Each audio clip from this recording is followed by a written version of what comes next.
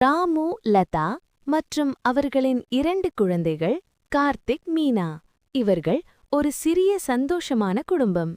கோடை விடுமுறையில் அவர்கள் தங்களுடைய சொந்த ஊருக்கு கோவில் திருவிழாவைக் காணச் சென்றார்கள்.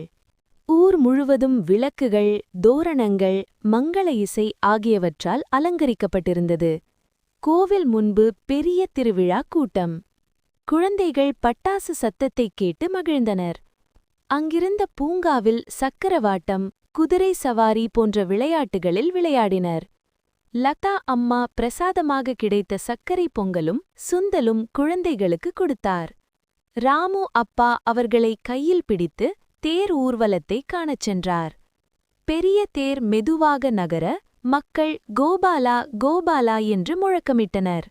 அந்த நாள் முழுவதும் குடும்பம் மகிழ்ச்சியாக இருந்தது.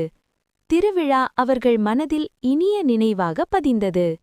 குடும்பத்துடன் கொண்டாடும் விழாக்கள்தான் வாழ்க்கையின் உண்மையான சந்தோஷம் என்று அவர்கள் உணர்ந்தார்கள்.